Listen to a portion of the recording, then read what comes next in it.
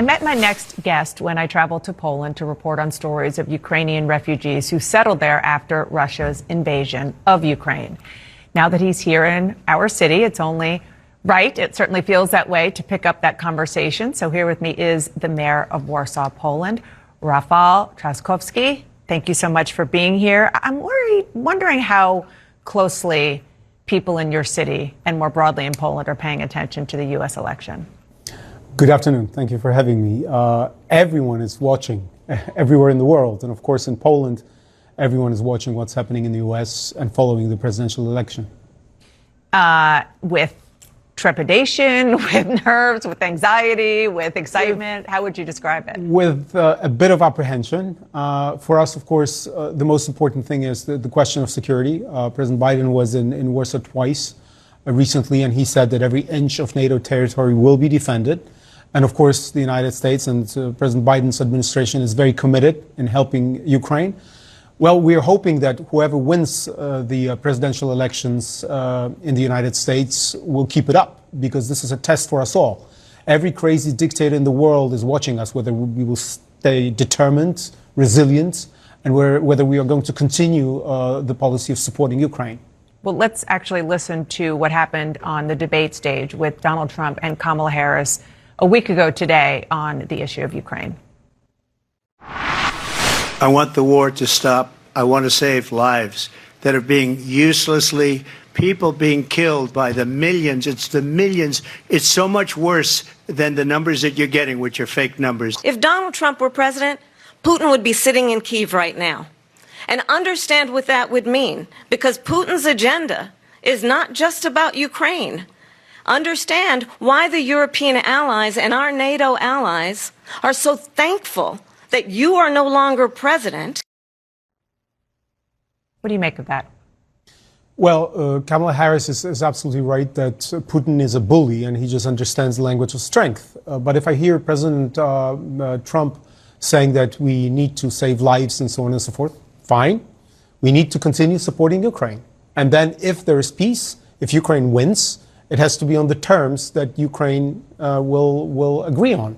So, I mean, there's nothing wrong with saying, you know, I want peace and so on and so forth. But that means supporting Ukraine and listening to them more than listening to the bully who attacked Ukraine and who started this atrocious war. Speaking of the war, when you and I met in Poland, I was talking to you and others about the refugees that were just flooding across the border from Ukraine into Poland, and in particular in Warsaw, and all of the challenges that went along with integrating them into society there, schools, housing, and so forth. First of all, how is that going? And second of all, what do you think America could or should learn from the experience that Poland has had over the past years, several years now? Well, we used to have 300,000 refugees in Warsaw alone. Now it's around 120,000 Ukrainians. The most important thing is that they're very resilient, determined, and they work because we've treated them as citizens. So they have rights to free education, to healthcare, and they can work, which is very important and makes a huge difference when it comes to refugees.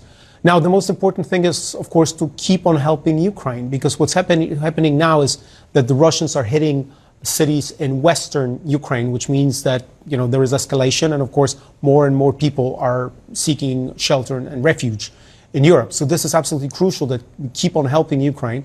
There are, you know, no taboos in a certain sense. Of course, we're not going to get involved, but we need to help them because they need to defend themselves in a way which is the most effective. And of course, it's in all interest of ours, because as I said, everyone is watching whether we will stay united, whether we are going to be determined, whether we are going to be effective. And if Ukraine is more secure, and at the end of the day, we hope will win the war, then of course the whole problem of refugees will not be that difficult to resolve, because many of those guys will simply go back. Before I let you go, I do want to ask about something that is happening in your country right now, not in Warsaw, but it is happening nonetheless. And I believe we have pictures, devastating floods going on, historic floods in Poland. What are you hearing from your friends and neighbors and the Poles back home, and what might you need from others around the world to help? I mean, look at that. We were just connecting with my friends because we tried to coordinate a relief effort because it is in southwestern Poland. Incredible floods. We haven't seen anything like that for the past 30 years. It's Poland, it's the Czech Republic. We are helping as much as we can out of solidarity with my friends whose cities are underwater. And of course, any kind of help from the world is needed very much. And you can see the pictures. I mean, it's really dramatic.